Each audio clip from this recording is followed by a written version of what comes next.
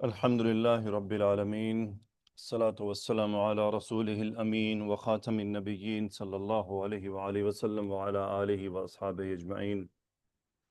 اللهم بك أستعين وبك أستبين وعليك أتوكل. رب اشرح لي صدري ويسر لي أمري واحلل عقدة من لساني يفقهوا قولي. رب يسر ولا تعسر وتمم بالخير وبك نستعين يا رب العالمين. السلام علیکم ورحمۃ اللہ وبرکاتہ. الحمدللہ ثم الحمدللہ. جو سلسلہ ہم نے شروع کیا النحو الصغیر، الصرف الصغیر، الموطأ فی الاعراب، اس سلسلے کی آج ہم انشاءاللہ چوتھی کتاب شروع کر رہے ہیں. اور جیسا کہ الموطأ فی الاعراب کرتے ہوئے میں آپ کو بار بار اس میں شاید بتاتا رہا کہ انشاءاللہ اس کا سیکنڈ ورژن بھی ہوگا، چونکہ الموطأ فی الاعراب ایک ایسی کتاب ہے جو مفردات کے بارے میں بات کرتی ہے، جس کے اندر مفرد کلمہ کا اعراب کرنے کا طریقہ بتایا گیا کہ ان میں جملوں کے اندر ان کا کیا مقام ہوتا ہے. لیکن اس کتاب میں جملوں کا تذکرہ نہیں ہے، اور کچھ انتہائی اہم ایسے کلمات ہیں جن کے اعراب ایک سے زیادہ انداز میں آتے ہیں. یعنی کچھ ایک میں آتے ہیں، کچھ ایسے کلمات ہیں جو ایک ہی کلمہ ہوتا ہے، بظاہر نظر آتا ہے، لیکن اس کے کئی طرح کے اعراب ہوتے ہیں. مثلا ایک میں اگزامپل دو، اگر ماں، اب ماں ایک ایسا کلمہ ہے کہ جو کبھی کسی طرح آ رہا ہوتا ہے، کبھی کسی طرح آ رہا ہوتا ہے، اسے ہمیں دیکھنا ہوگا. تو وہ بھی اس کتاب میں اس کا تذکرہ بھی ہے. اذا، اذ، لما، حتی. اب یہ کیا ہے؟ یہ ایک سے زیادہ بار مختلف انداز میں آتے ہیں. ان کے اعراب کو سمجھنا کہ کب کہاں کیسے آ رہا ہے، یہ کبھی کبھی مشکل ہو جاتا ہے. آج جو اب انشاءاللہ میں آپ کے ساتھ کتاب جس کی ابتدا کر رہا ہوں یہ ہے الاعراب عن قواعد الاعرابی. بہت پیاری کتاب ہے، بہت بہترین کتاب ہے، مختصر ہے اور لیکن جامع ہے. اب یہ کتاب اصلاً اس کا جو متن ملتا ہے وہ اگر صرف متن کی بات کریں تو وہ 22-25 صفحوں پر، 21 صفحوں پر، 20 صفحوں پر مشتمل ہے. لیکن جب اس کی تشریح کی جاتی ہے تو یہ ایک لمبا سلسلہ بن جاتا ہے، اس کی شروحات پھر لمبی ہو جاتی ہیں.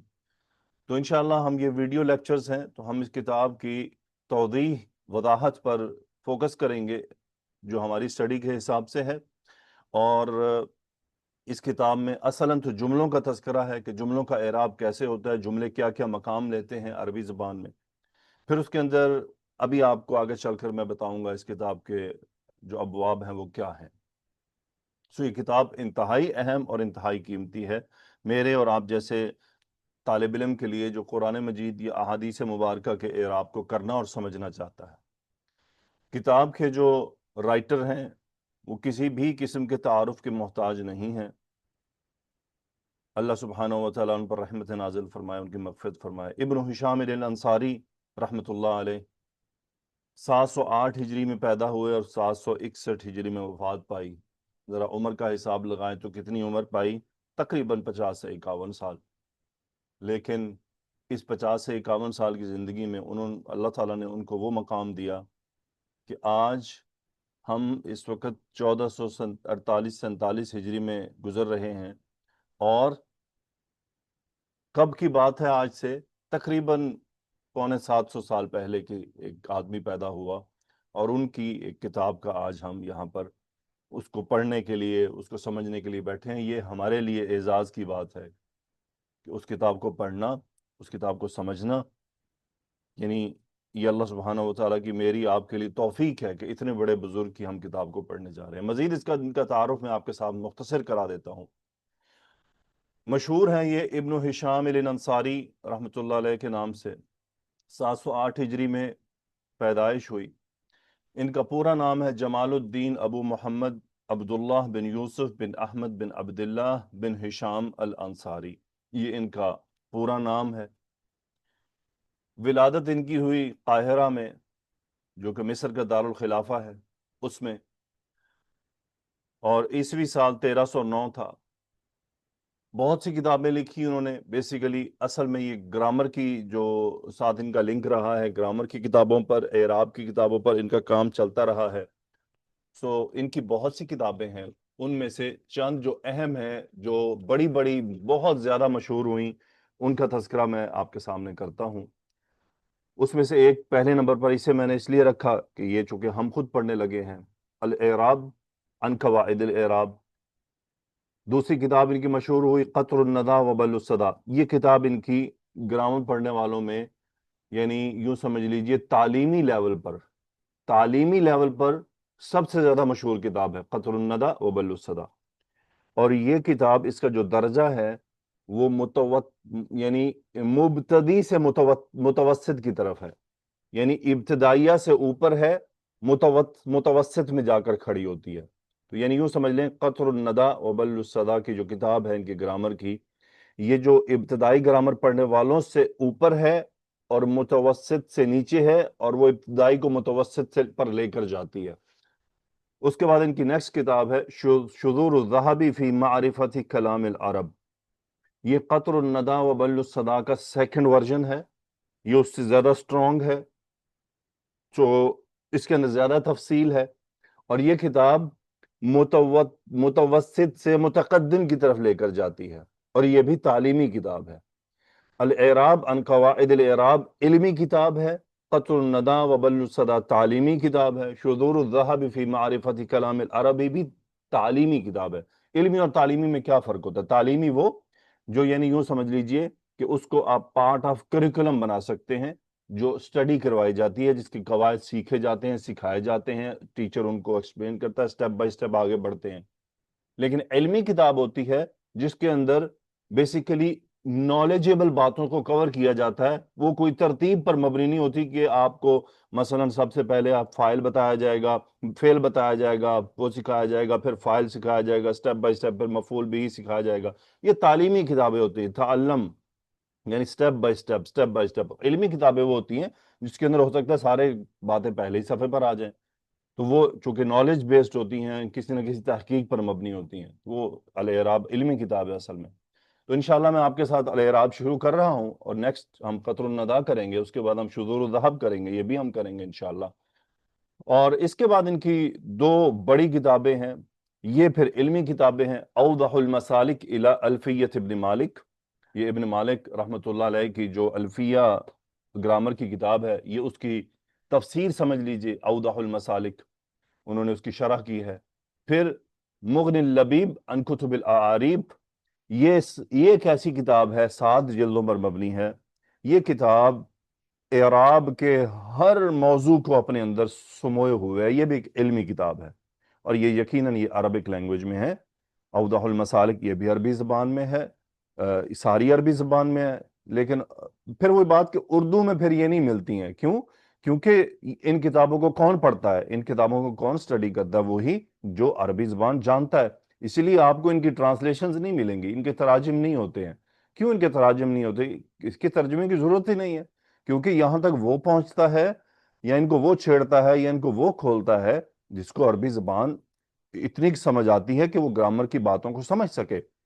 تو یہی میرا پچھلے کچھ ٹائم سے مشن آپ کے ساتھ یہ چل رہا ہے، دیکھنے والوں کے لیے، کہ آپ کے ساتھ گرامر کو اس لیول پر شیئر کیا جائے کہ آپ ان کتابوں کو کھول سکیں، آپ ان کتابوں کو پڑھ سکیں، ان کتابوں کو سمجھ سکیں، اور ان کی بنیاد پر آپ قرآن مجید کے اعراب کو حل کر سکیں. قرآن مجید کا جو اعراب ہے، یقین کیجئے میرے بھائیوں اور میری بہنوں، یہ ایسا کام نہیں ہے کہ جو صرف بیسک کے 12-15 مہینے کورس کے بعد ہو جانا چاہیے، یا کرنا چاہیے، یا کروانا چاہیے. اس کا اندازہ مجھے بعد میں ہوا ہے. یہ بڑا ماسٹری کام ہے، اور اس کے اندر خدا نہ خواستہ غلطی تو سیدھا سیدھا گلے پہ تلوار اپنے ہی پھیرنے والی بات ہے. تو اللہ تعالیٰ ہمیں ہمیشہ غلطیوں سے بچائے. بہرحال ابن ہشام رحمۃ اللہ علیہ، ان کی وفات قاہرہ میں ہی ہوئی، مصر، 761 ہجری میں، 1360 عیسوی میں. تقریباً 50 سے 51 سال کی عمر انہوں نے پائی. اور بھی ان کی کتابیں ہیں، لیکن یہ وہ کتابیں ہیں جو عربی زبان کے اس کے معاملے میں بڑی بڑی مشہور ہیں. کچھ ان کی کتابیں ایسی ہیں جو ابھی تک مخطوطات کی صورت میں ہی موجود ہیں، ان کی طباعت نہیں ہوئی، یا ان پر پورا کام نہیں ہوا. مخطوطات کیا ہوتے ہیں؟ جو ہینڈ ریٹن، جو ان کے ان کے جو پرنٹس موجود ہیں، اور اس کے اندر کیا ہوتا ہے کہ کبھی کبھی جب شیوخ بڑے بڑے علماء مخطوطات کو پڑھنے کے بھی ماہرین ہوتے ہیں، اب وہ جب ماہرین ان مخطوطات سے کتابوں کو سٹڈی کرتے ہیں، تو مثلا میرے سامنے ایک پیپر آیا، اس پر اگر وہ مخطوطات میں سے ہے اور ایک اور آدمی کے پاس بھی وہی پیپر گیا، اب یہ مہارت ہوتی ہے کہ ایک آدمی اس میں ایک لفظ کو کیا سمجھ رہا ہے، دوسرا کیا سمجھ رہا ہے، ایک اس کو ان سمجھ رہا ہے، ایک اس کو میں بھی من سمجھ رہا ہے، کیونکہ اس کو بڑے دقیق انداز میں دیکھنا پڑتا ہے کہ وہ اتنے کلیئر پرنٹس نہیں ہوتے، بڑے ہی یعنی پھر اس کے اندر گرامر کے سارے قواعد کو ذہن میں رکھ کے پھر دیکھنا پڑتا ہے کہ شیخ نے یہاں پر یہ ان الفاظ کے لیے ہوتے ہیں جو کبھی مس پرنٹ ہو رہے ہوں۔ تو اگر مجھے موقع ملا آج تو میں اسے نہیں شامل کر سکا، اگلے لیکچر میں ہو سکتا ہے ان کی اس مخطوطات میں سے میں کوئی پکچر آپ کے ساتھ شیئر کر سکوں کہ اندازہ ہو کہ دکھنے میں کیسی لگتی تھی یہ کتاب۔ آج کل جو کتابیں آ رہی ہیں ان میں بعض جو پرنٹ کرنے والے لوگ ہیں وہ مخطوطات کی تصویریں بھی ڈال دیتے ہیں۔ بہرحال ہم اپنی کتاب کی ابتدا کرتے ہیں۔ شیخ رحمۃ اللہ علیہ نے کتاب کی ابتدا اس مقدمے سے کی ہے جس میں انہوں نے خطبہ بیان کیا ہے مختصر سا، کیا کہتے ہیں آئیے دیکھتے ہیں۔ وہ کہتے ہیں جی بسم اللہ الرحمن الرحیم، اما بعد حمد اللہ حق حمدہ والصلاة علی سیدنا محمد وعلی آلہ من بعدہ، فهذه فوائد جلیلة في قواعد الإعراب تقتفي بمتأملها جادة الصواب، وتطلعه في الأمد القصير على نكت كثيرة من الأبواب، عملتها عمل من تب لمن حب وسميتها بالإعراب عن قواعد الإعراب، ومن اللہ استمد التوفیق والہدایت الى اقوم طریق بمنہ وکرمہ تنحصر فی اربعۃ ابواب۔ یہ انہوں نے مختصر سا خطبہ دیا ہے اپنی کتاب میں۔ انشاءاللہ جو میں اس کا جو پی ڈی ایف ورژن بناؤں گا اس کے اندر چند تفصیلات ہیں جن کو مختصر لکھنے کی کوشش کروں گا۔ وہ کیا تفصیلات ہو سکتی ہیں؟ مثلا ان لیکچرز کو طوال یعنی لمبا کرنے کی طرف جانے کی بجائے کہ ہم اپنے اصل موضوع پر رہیں۔ مثلا کیا ہوگا، جیسے کہ بعد حمد اللہ، اب یہاں پر بعد حمد ہم نارملی علماء سے کیا سنتے ہیں، وہ کہتے ہیں اما بعدو، اب یہ اما بعد، اب یہ انہوں نے کیا اما بعدا، یہ انہوں نے اما بعدا کیوں کیا ہے، اس کو میں تفصیل میں انشاءاللہ کوشش کروں گا کہ آپ کے لیے جو پی ڈی ایف ورژن ہے اس میں اردو میں اس کی وضاحت لکھوں۔ اس طرح کی جو مختصر وضاحتیں ہوں گی گرامیٹیکل، اس پر انشاءاللہ ہم بات کریں گے۔ تو وہ کیا کہتے ہیں کہ اللہ سبحانہ وتعالیٰ کی حمد کے بعد جو ساری حق یعنی حمد کا حق رکھتا ہے، اور ہمارے سردار محمد صلی اللہ علیہ وسلم پر درود و سلام اور ان کی آل پر، اس کے بعد وہ کہتے ہیں کہ فَهَذِهِ فَوَائِدُ جَلِيلَةٌ فِي قَوَائِدِ الْإِعْرَابِ، اعراب کے قواعد کے بارے میں یہ جن فوائد کا بھی تذکرہ کیا جانے لگا ہے یہ انتہائی اہم اور انتہائی واضح ہیں۔ تقتفی بمتأملها جادۃ الصواب، جو ان پر غور کرے گا وہ اس کے اندر انتہائی درست راستہ اپنا لے گا، یعنی ان اعراب کو سمجھنے والا اس پر غور اس کتاب پر جو غور کرے گا جو اس میں فوائد آنے والے ہیں، اس فوائد کے غور کرنے والے کے لیے درست راستے اعراب کے کھل جائیں گے۔ وَتُطْلِعُهُ فِي الْأَمَدِ الْقَصِيرِ عَلَى نُكَتٍ كَثِيرَةٍ مِنَ الْأَبْوَابِ، اور اس کی جو سٹڈی ہے، یہ جو فوائد جلیلہ ہیں، اور یہ جو فوائد جلیلہ ہیں یہ اس کو تھوڑے سے وقت میں انتہائی اہم پوائنٹس کو مختلف ابواب میں کھول کر رکھ دے گا۔ وہ انہوں نے ایک بڑی پیاری بات کی، عَمِلْتُهَا عَمَلَ مَنْ تَبَّ لِمَنْ حَبَّ، یہ عربی زبان کا ایک مثال ہے کہ عَمِلْتُ عَمَلَ مَنْ تَبَّ لِمَنْ حَبَّ۔ یہ مثال کیا ہے؟ یہ مثال بہت پیاری ہے، ذرا تھوڑا سا اس کو ہم سمجھ لیں۔ یہاں پر ہے کہ جیسے ایک ڈاکٹر ہوتا ہے، ڈاکٹر علاج کرتا ہے لوگوں کا، لیکن اگر ڈاکٹر ایسے آدمی کا علاج کرے جس سے اسے محبت ہو، تو اب تھوڑی دیر ہم امیجینیشن میں جائیں تو وہ کس طرح سے علاج کرے گا؟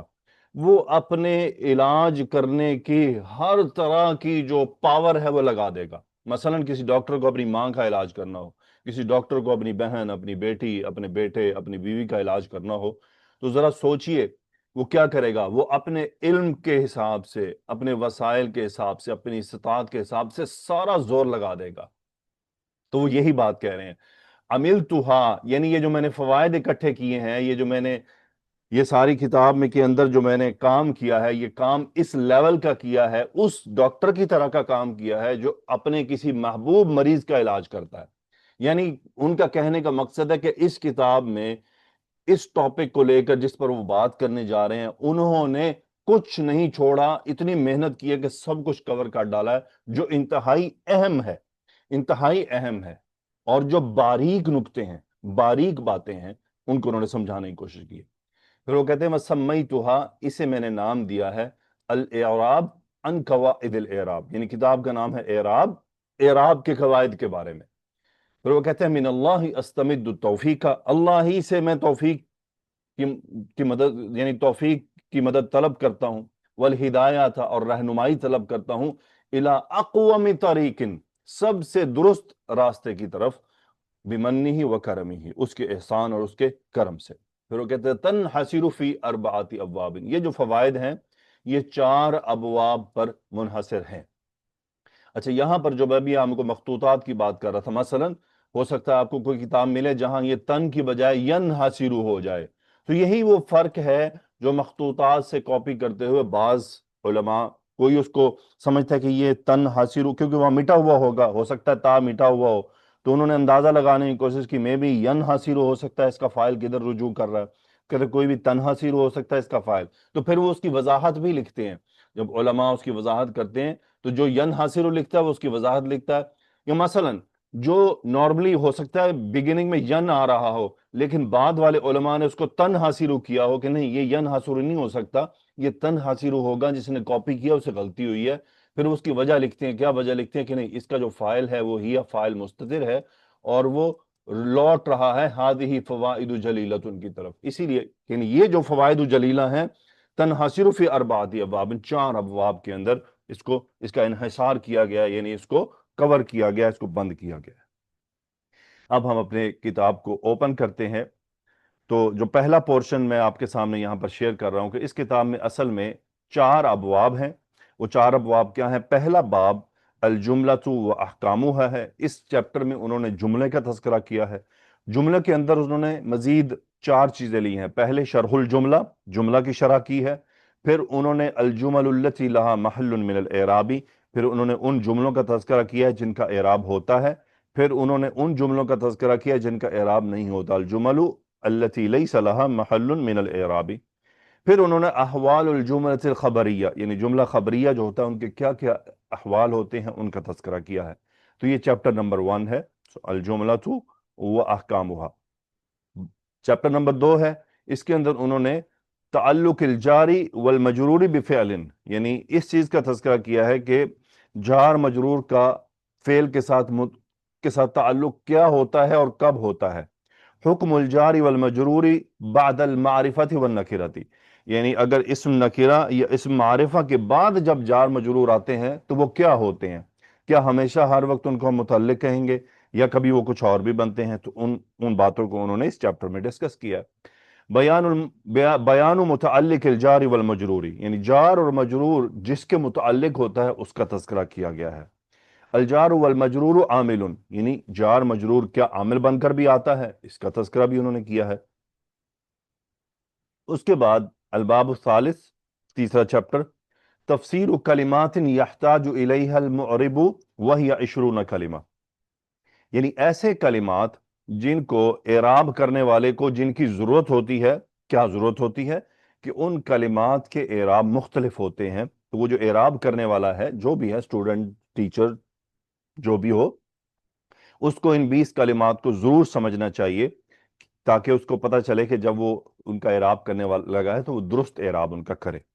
फिर अलबाब राबिउ इबारातुन मुहर्ररा, यानी ये बेसिकली चंद इबारात हैं, उनको दुरुस्त अंदाज में कैसे इस्तेमाल किया जाना चाहिए एराब करते हुए, उसका उन्होंने यहां पर तज़किरा किया है।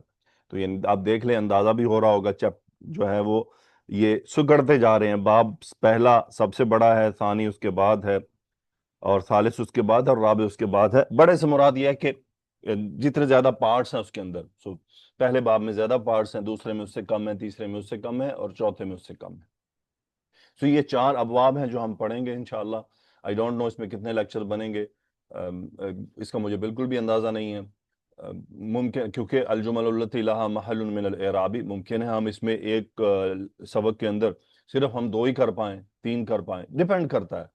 अभी जब हम इसको करेंगे तो तभी अंदाजा होगा कि कितने असबाक बने। बहरहाल, सो اس پورے جو ان کا پہلا جو چیپٹر ہے، اس پہلے چیپٹر میں یعنی الجملۃ و احکامھا میں جو سب سے پہلا مسئلہ انہوں نے بیان کیا ہے وہ ہے جملہ کی تشریح. جملہ کیا ہوتا ہے؟ تو اس جملے کی جو تشریح کا جو پورا چیپٹر ہے اس کے تین ہمارے پاس آؤٹ پٹ نکلتے ہیں. یعنی اس کا جو رزلٹ ہے، جو ہم نے چیزیں سمجھنی ہیں اس پہلے چیپٹر میں، وہ تین ہیں. وہ کیا ہے؟ تعریف الجملہ، جملے کی تعریف کو دیکھیں گے کہ انہوں نے اس میں کیا کی ہے. العلاقۃ بین الجملۃ والکلامی، جملے اور کلام کا آپس میں کیا تعلق ہے، یعنی جملہ کیا ہوتا ہے اور کلام کیا ہوتا ہے. پھر انقسامھا الی اسمیۃ و فعلیۃ، یعنی پھر اس کی جو تقسیم ہے وہ اسم اور فعل، جملہ اسمیہ اور جملہ فعلیہ کی طرف ہوتی ہے، تو وہ اس کی کیا علامات ہیں. پھر اس کی تقسیم کبریٰ و صغریٰ، یعنی جملہ کبریٰ کیا ہوتا ہے، جملہ صغریٰ کیا ہوتا ہے.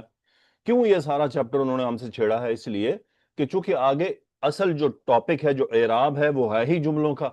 یہ کتاب ہی جملوں کے اعراب کے بارے میں ہے. تو اس لیے انہوں نے سب سے پہلے جملے کو ہمیں سمجھایا ہے کہ ہم یہ سمجھ لیں کہ جملہ اٹ سیلف کیا ہوتا ہے. جو پہلا انہوں نے ہمارے ساتھ مسئلہ جس کی تشریح ہمارے ساتھ کر رہے ہیں وہ ہے شرح الجملہ، جملے کی تشریح. کیا لکھتے ہیں وہ؟ پہلے ہم اس کو دیکھ لیں، پھر میں آپ کے سامنے اس کو مزید واضح کرتا ہوں. وہ کہتے ہیں المسألۃ الاولی فی شرحها اعلم ان اللفظ المفید یسمى کلاما نعنی بالمفید ما يحسن السکوت علیہ وان الجملة اعم من الکلام فکل کلام جملة ولا ينعکس. الا ترى ان نحو قام زید من قولک ان قام زید قام امر یسمى جملة ولا یسمى کلاما لانه لا يحسن السکوت علیہ. اب ہم ذرا اس مسئلے کو تھوڑا سا اوپن کریں. پہلی چیز انہوں نے کلام کی ڈیفینیشن دی ہے. کلام کیا ہوتا ہے؟ اللفظ المفید یسمى کلاما. لفظ کیا ہوتا ہے؟ جو بھی ہم منہ سے بول رہے ہیں یہ الفاظ ہیں، اسی لیے انہوں نے اس پوری بات کو لفظ کہا ہے. اب جیسے جیسے ہم ارتقاء کرتے ہیں عربک لینگویج میں، ڈیفینیشنز ایکسپینڈ ہوتی جاتی ہیں. یعنی مختصر لفظ بڑے میننگ رکھتے ہیں. مثلا آپ عامر سہیل صاحب کی کتاب حافظہ اللہ کی لسان القرآن لیں تو وہاں کیا ہوگا؟ لفظ کی ڈیفینیشن مختصر ہوگی، انتہائی مختصر، جو اس لیول کے اسٹوڈنٹ کو سمجھنی چاہیے. اگلے لیول پر جائیں گے کسی عربی گرامر کی کتاب میں تو انہوں نے اس لیول کی ڈیفینیشن کو لی ہوگی. لیکن جیسے جیسے ہم اپنے لیول ہمارے بڑھتے جائیں گے، ہم کتاب کی لیول کتاب کی لیول بڑھتے جائیں گے، تو وہ جو کتاب کے اندر جو عالم ہوگا وہ اس لیول کی ڈیفینیشن دے گا. تو یہاں چونکہ بڑے بڑے باتیں ہیں تو انہوں نے اس لیے جو لفظ استعمال کیا، یہ تشریح طلب ہے. یہاں انہوں نے یہ کیوں لیا ہے؟ اللفظ المفید یسمى کلاما. تو کہہ رہے ہیں کہ فائدے والا جو لفظ ہوتا ہے، یہ مفید، فائدہ دینے والا، فائدہ پہنچانے والا جو لفظ ہوتا ہے وہ کلام کہلاتا ہے. اب یہاں لفظ سے مراد کیا ہے اور مفید لفظ سے مراد یہ ہے منہ سے نکلنے والی باتیں، ملفوظ، یعنی جو آواز بھی رکھتے ہوں اور جو سمجھ بھی آتے ہو، واضح بھی ہوں. مثلا میں کر رہا ہوں، اب یہ بھی تو آواز ہے نا، لیکن یہ الفاظ نہیں ہے، یہ خالی آواز ہے، تو اس لیے ہم ملفوظ نہیں کہہ سکتے، ملفوظ نہیں ہے. اب جو کچھ میں بول رہا ہوں یہ ملفوظ ہے، یعنی آواز بھی ہے اور ہر لفظ کے بعد میں رک بھی رہا ہوں. تو یہ بیسیکلی لفظ کی پھر آگے ڈیفینیشن بن جاتی ہے. لفظ کیا ہوتا ہے؟ یعنی آواز بھی نکل رہی ہے، کلمات واضح بھی ہیں، وہ بات واضح بھی ہے، حروف واضح بھی ہیں، میں جگہ جگہ رک بھی رہا ہوں. لیکن ایسی چیزیں بھی تو ہوتی ہیں نا، یعنی آپ ایک آواز لمبی سے نکالیں اور اس میں آپ رکیں بھی نہیں، تو وہ الفاظ تو نہیں ہوں گے. الفاظ میں ہم رکتے ہیں، یہ الفاظ کہلاتے ہیں. اب یہی وہ چیزیں جو مختلف کتابوں میں لکھی ہوئی ہیں، جن کو میں نے آپ کے سامنے آسانی سے کھولنے کی کوشش کی ہے. بہرحال مفید کیوں لائے ہیں یہاں پر؟ یہ مفید لفظ بہت اہم ہے. مفید ایسی چیز، یعنی ایسا لفظ جو فائدہ، اور فائدہ کیسا پہنچائے؟ تام فائدہ ہو. فائدہ ناقص بھی ہو سکتا ہے، فائدہ تام بھی ہوتا ہے. یہ ابھی ہم آگے میں آپ کو ایگزامپلز کے ساتھ واضح کروں گا. تو وہ کہتے ہیں ایسی بات کلام کہلاتی ہے. مفید جس کی ڈیفینیشن انہوں نے اپنی کتاب میں دی ہے ما یحسن السکوت علیہ، لیکن اس کی اور ڈیفینیشن بھی ہے، وہ بھی میں ابھی آپ کو دکھاتا ہوں. تو ما یحسن السکوت علیہ یعنی ایسا مفید لفظ، فائدہ دینے والا، جس پر خاموشی اختیار کر لی جائے. یعنی چاہے وہ بولنے والے کی طرف سے خاموشی ہو جائے یا سننے والے کی طرف سے خاموشی ہو جائے یا دونوں طرف سے خاموشی ہو جائے. بعض علماء کے نزدیک اس کی اصل وضاحت یہ ہے کہ بولنے والا خود ہی خاموش ہو جائے، یعنی وہ مفید لفظ ادا کرنے کے بعد خاموش ہو جائے، مزید اسے کسی بات کی ضرورت نہ پڑے. ایسی بات کو مفید لفظ کہا جاتا ہے اور وہی کلام کہلاتا ہے. مثلا میں آپ کے سامنے یہ لکھی ہے چیزیں، زید، طبیب، حل. اب یہ کیا ہے؟ یہ کلمات ہیں. کیا یہ الفاظ نہیں ہیں؟ بالکل الفاظ ہیں. کیا یہ الفاظ فائدۃ تامہ دے رہے ہیں؟ نہیں، یہ فائدہ تامہ نہیں ہے. مفید تو ہیں اپنے اندر. زیدن کا مطلب زید ہے، طبیبن کا مطلب ڈاکٹر ہے، حل کا مطلب ہے کیا، لیکن یہ مفید نہیں ہے، مفید تام نہیں ہے. کیوں مفید نہیں ہے؟ یہاں کے حساب سے مفید نہیں اور نہ ہی یہ کلام ہے. کیوں کلام نہیں ہے؟ دیکھیں، عربک لینگویج میں مفید لفظ سے مراد ایسا جملہ جو مسند اور مسند الیہ پر مشتمل ہو اور اس کو بولنے کے بعد اس کے بولنے والا خاموش ہو جائے، وہ مفید لفظ ہوتا ہے. میں اگزامپل دیتا ہوں مزید آگے. تو یہ جو زید طبیب حل ہے، یہ الفاظ ہیں، نہ ہی یہ جملہ ہے، نہ ہی یہ کلام ہے. زید طبیب، ہاں جی، کیا یہ لفظ مفید ہے؟ بالکل یہ لفظ مفید ہے. کیسے لفظ مفید ہے؟ اس میں ایک مسند ہے، ایک مسند الیہ ہے. عربک لینگویج میں جو کلام کی اصل ڈیفینیشن وہ یہ ہے کہ اللفظ المفید، یعنی اللفظ المفید کیا ہوتا ہے؟ ایسا لفظ جو مسند الیہ پر مشتمل ہو، یعنی پورا جملہ ہو. لیکن کیسے ہم کلام کہہ سکتے ہیں؟ آئیے دیکھتے ہیں. یہ جملہ مفیدہ تو ہے، یہ کلام بھی ہے. کیسے کلام ہے؟ کیوں کلام ہے؟ میں کہتا ہوں زید طبیب، زید ڈاکٹر ہے. اب یہ جملہ واضح ہے، اس کو مزید کسی تشریح کی ضرورت نہیں ہے. یہی وہ چیز ہے جو انہوں نے کہی ہے ما یحسن السکوت علیہ، ایسی بات جس پر خاموشی اچھی ہو. یعنی خاموش ہو جائے بندہ کہہ کے، اس کو آپ عیب نہیں لگا سکتے تو ہم چپ کیوں کر گئے. ابھی اس کی اگینسٹ ایگزامپل آئے گی تو آپ کو پتا چلے گا. میں کہتا ہوں حل زید طبیب. اب آپ غور کیجئے، کیا یہ جملہ مفیدہ ہے؟ یس، یہ جملہ مفیدہ ہے، لیکن جملہ مفیدہ تامہ نہیں ہے. کیوں تامہ نہیں ہے؟ کیونکہ یہ ما یحسن السکوت علیہ اس پہ نہیں ہے. یعنی اس کو حل زید طبیب، کیا زید ڈاکٹر ہے، نہ تو بولنے والا خاموش رہ سکتا ہے، نہ سننے والا جواب چاہیے. اب دیکھیں، جملہ تو ہے، مسند الیہ بھی موجود ہے، یعنی لغوی لحاظ سے گرامیٹیکل پوائنٹ آف ویو سے جملہ بالکل درست ہے، لیکن یہ ایسا مفید کلام نہیں ہے جس پر خاموش ہوا جائے. تو کلام عربی زبان میں ایسی چیز ہوتی ہے کہ جو مسند اور مسند الیہ پر مشتمل بھی ہو اور بات مکمل ہو، واضح ہو، مزید کسی قسم کی وضاحت کی ضرورت نہ ہو. یہاں پر یہ کلام نہیں ہے. کیوں کلام نہیں ہے؟ کیونکہ اس پر سکوت نہیں ہو رہا. کیونکہ ڈیفینیشن کیا ہے؟ اللفظ المفید یسمى کلاما، مفید لفظ کلام کہلاتا ہے. مفید لفظ کیا ہوتا ہے؟ جو مسند الیہ پر مشتمل ہو اور اس پر خاموشی اختیار کی جائے، یہ کلام ہوتا ہے. حل زید طبیب، یہ جملہ تو ہے، کلام نہیں ہے. کلام کیوں نہیں ہے؟ بات پوری نہیں ہے، بات پوری نہیں ہے. زید طبیب جملہ بھی ہے اور کلام بھی ہے، کیونکہ بات پوری ہے، خاموشی اختیار کی جا سکتی ہے. اور ایگزامپل لیتے ہیں، ذہب زید. اب ذہب زید یہ اللفظ المفید ہے. کیسے؟ اس کے اندر مسند بھی موجود ہے، مسند الیہ بھی موجود ہے، جملہ مفیدہ ہے، اور کیا ہے؟ یہ کلام بھی ہے. کیوں؟ کیونکہ اس پہ مزید وضاحت کی ضرورت نہیں ہے. ذہب زید، زید گیا، بس بات ختم. اس پہ جو سکوت ہے وہ اچھا ہے. مجھ سے کسی نے پوچھا زیب کی طرح، میں کہتا ہوں ذہب زید، بس بات ختم، میں نے بات پوری کر دی، میرا کلام مکمل ہو گیا. مثلا جملہ آتا ہے حل ذہب زید، کیا زید گیا. اب یہ کیا ہوا؟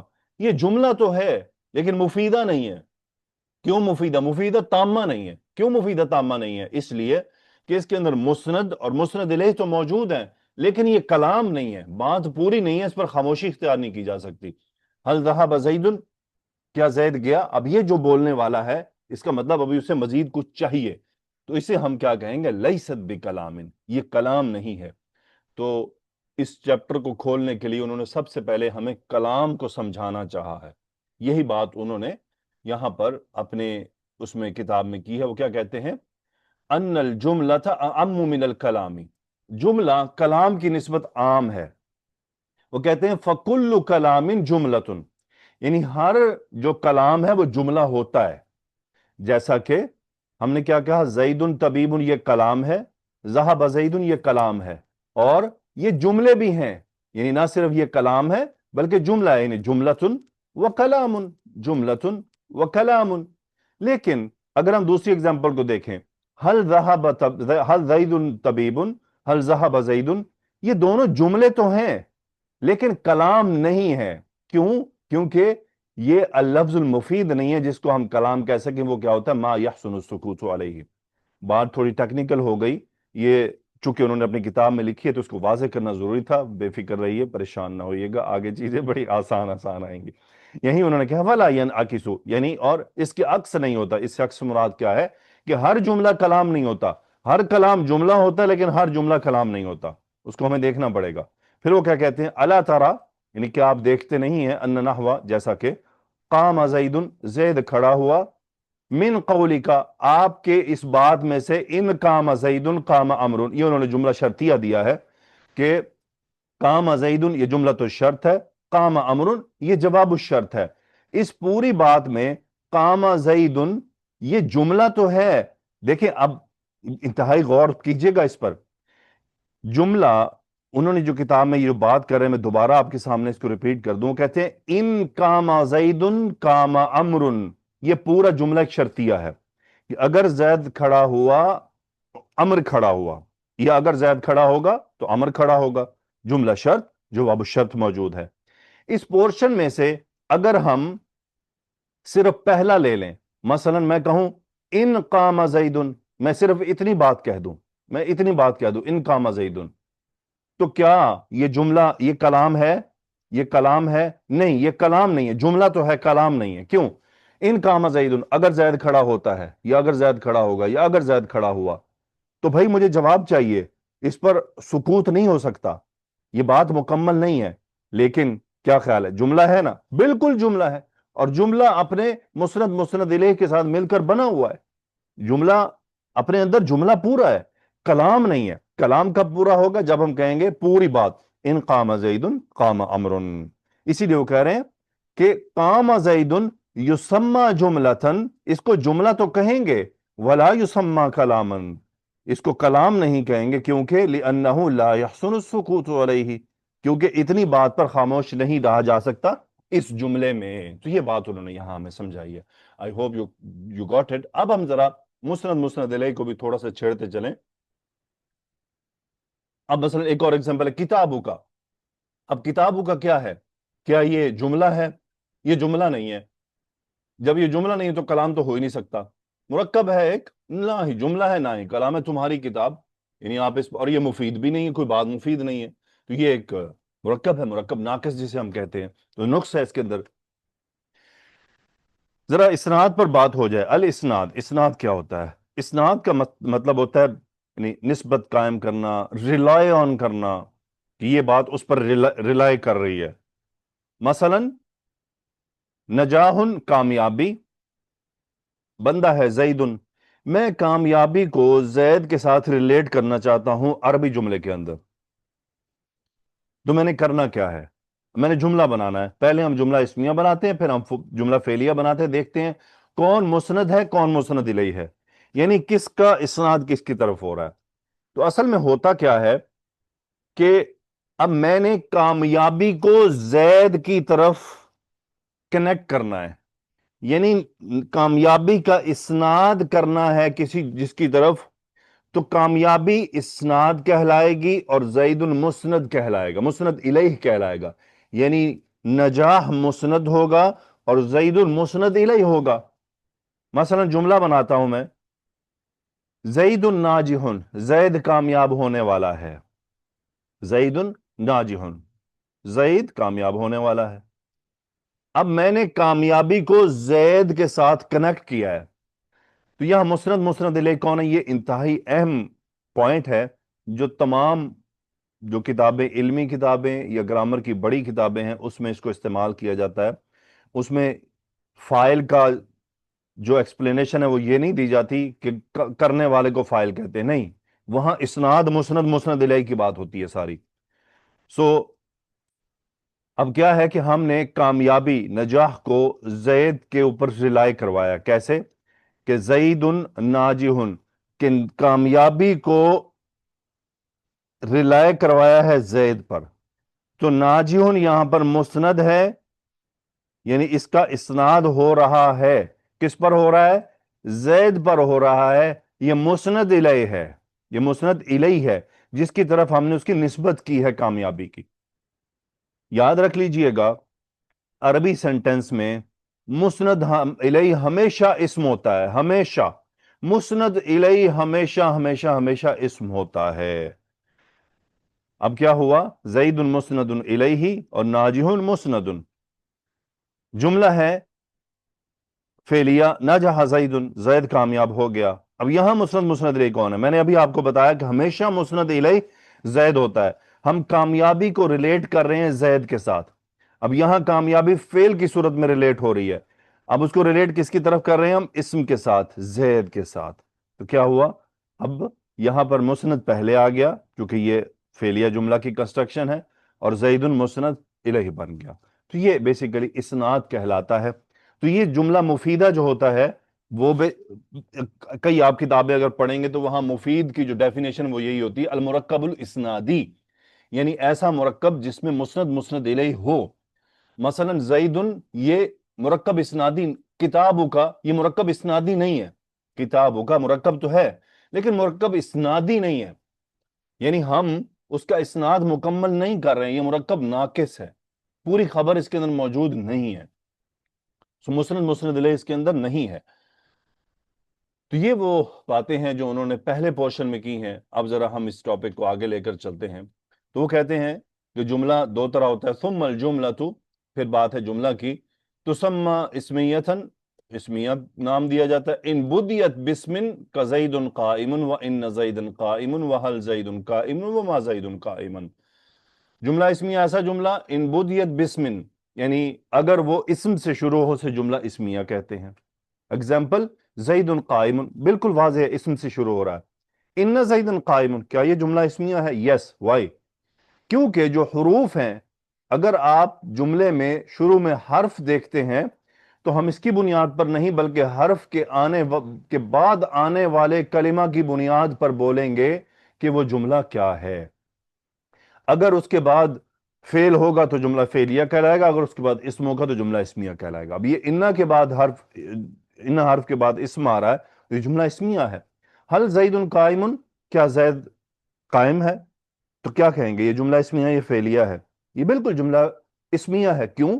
کیونکہ شروع میں حرف موجود ہے، اس سے ہمارا کوئی لینا دینا نہیں. ہم نے دیکھنا ہے کہ حرف کے بعد کیا آ رہا ہے. حرف کے بعد جملہ اسمیہ آ رہا ہے، اسم سے شروع ہو رہا ہے. ما زید قائم، اب یہاں ما نافیہ ہے تو کیا کہیں گے ہم؟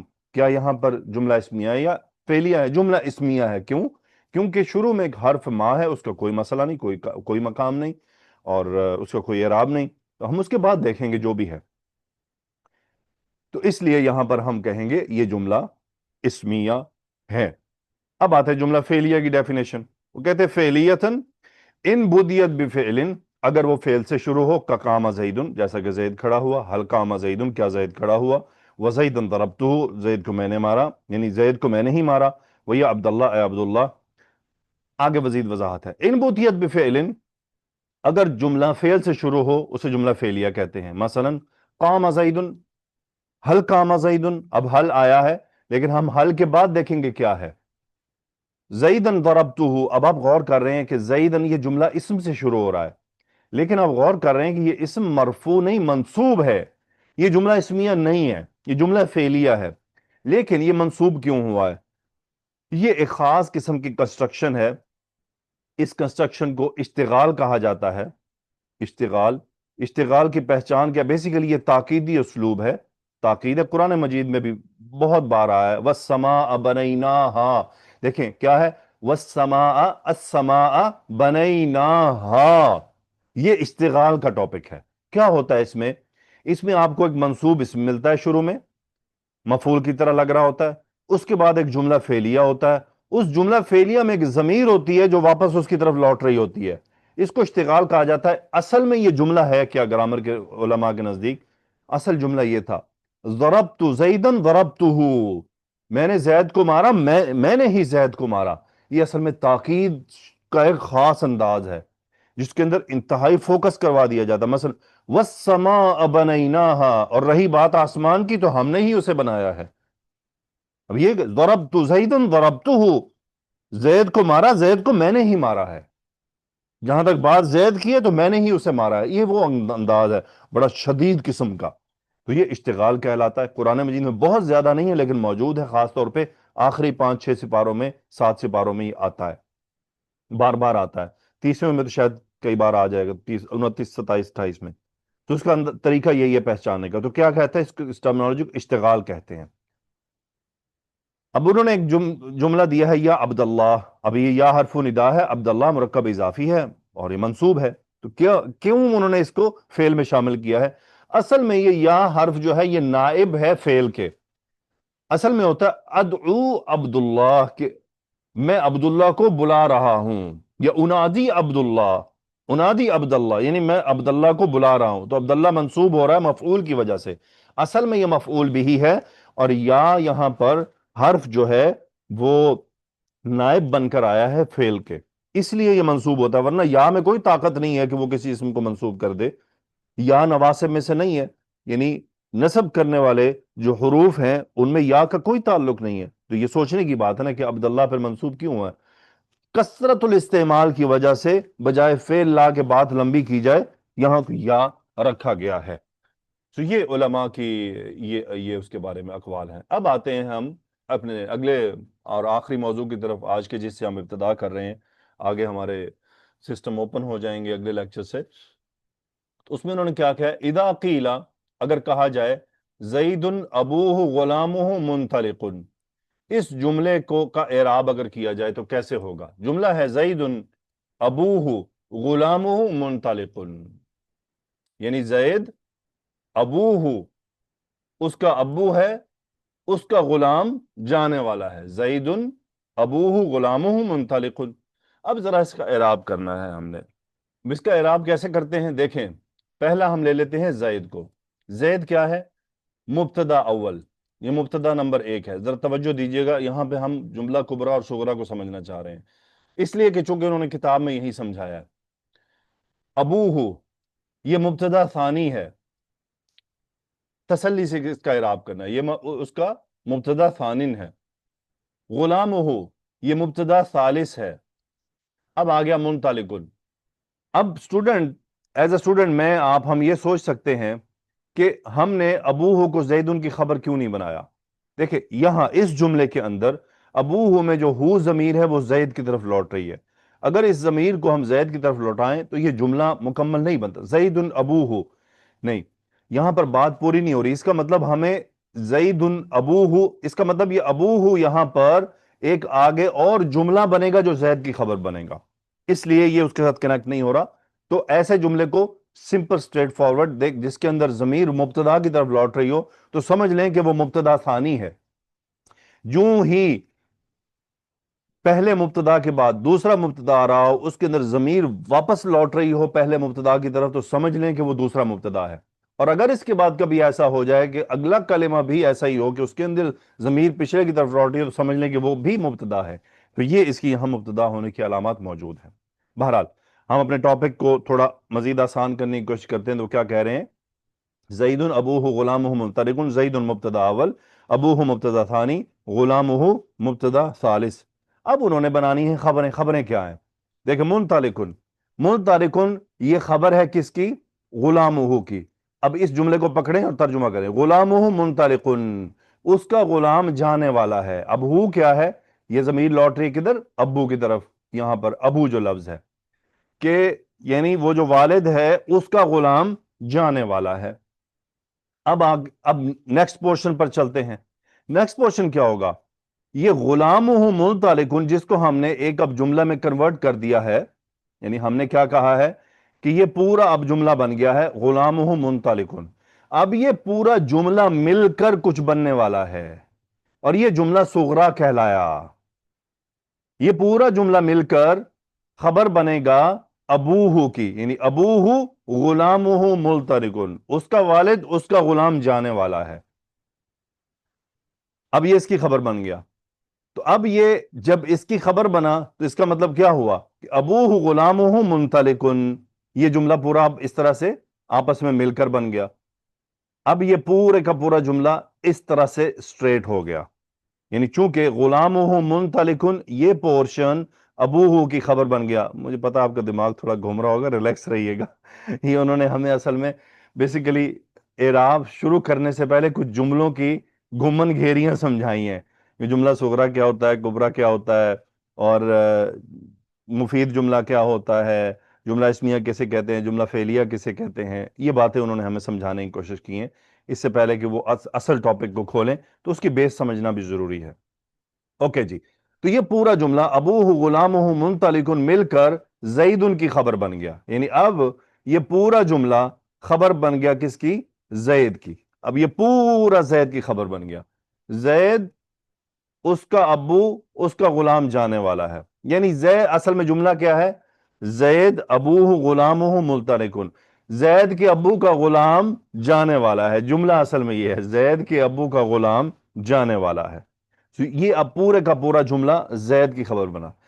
یہ جو جملہ ہے ابوہ غلامہ منطلقن بنسبت غلامہ منطلقن کے جملہ کبرا ہے.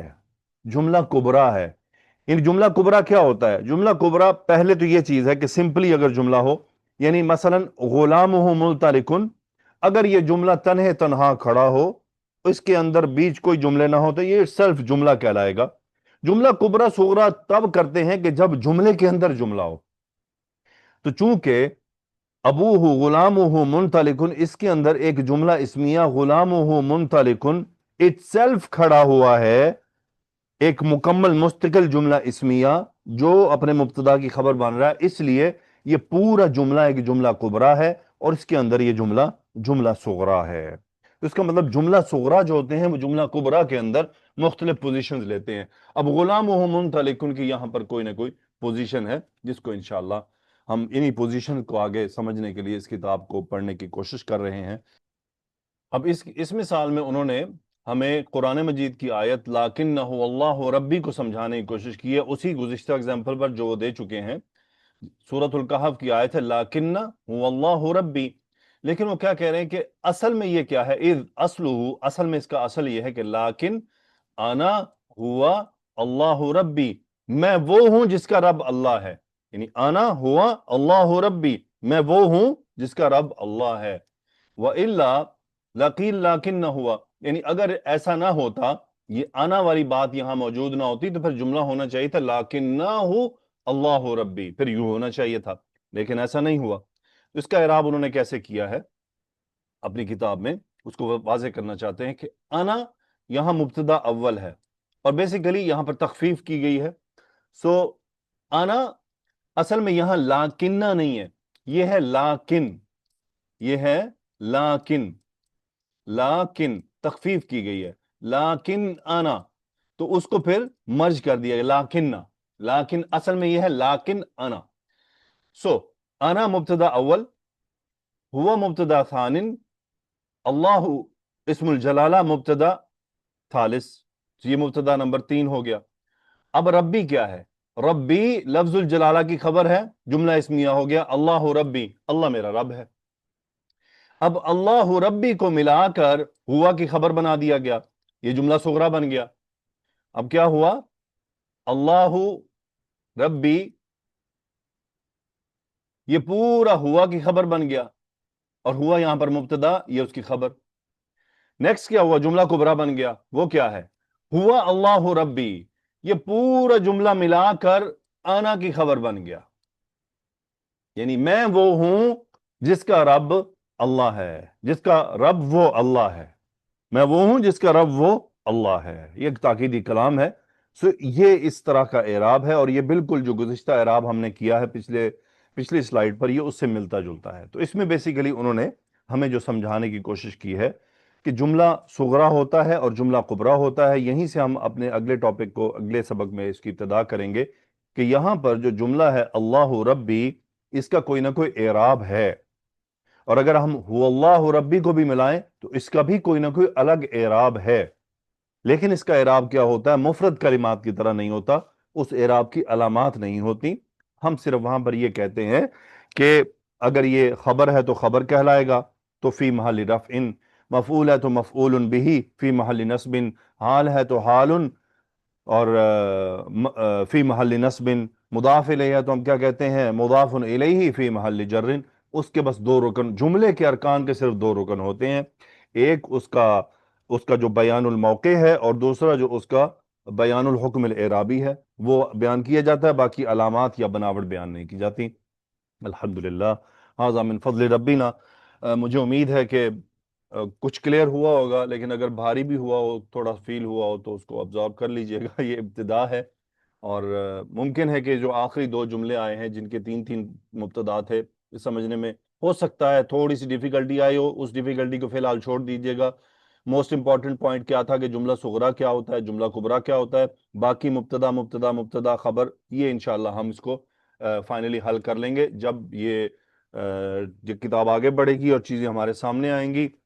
میں اس کا متن پی ڈی ایف ایک آپ کے ساتھ شیئر کر دوں گا، لیکن اس متن میں کچھ غلطیاں ہیں علماء کے نزدیک، ان غلطیوں کی اصلاح جو میں پی ڈی ایف بنا رہا ہوں اس میں کرتا جاؤں گا، ان علماء کی آراء کو کہ یہاں پر یہ کلمہ ہونا چاہیے جو کہ ایک کاپیڈ متن کے اندر موجود نہیں ہے، یعنی جو انیشیل متن ہے اس کے اندر وہ نہیں ہے، تو میں اس متن کو کیا ہے کہ وہاں پر جو میں پی ڈی ایف بناؤں گا اس کے اندر اس کی میں کریکشن کر دوں گا، اور جو میں پی ڈی ایف متن ابھی آپ کے ساتھ شیئر کروں گا یہ اوریجنلی جو موجود ہے، اور ہو سکتا ہے کہ جو میں بنا رہا ہوں اس میں کلمات تھوڑے ڈیفرنٹ ہوں، وہ اس لیے کہ جو میں کلمات لے رہا ہوں یہ بعد کی جو شروحات اس کتاب کی آئی ہیں، ان شروحات میں بھی کسی شرح میں مختلف ہے، کسی میں مختلف ہے، تو جس میں عالم کا قول ہے کہ یہ صحیح ترین ہے تو وہ صحیح ترین میں آپ کے ساتھ اس میں ایڈجسٹ کر کے شیئر کرتا رہوں گا۔ جزاکم اللہ، سبحانک اللہم و بحمدک، اشہد ان لا الہ الا انت، استغفرک و اتوب الیک۔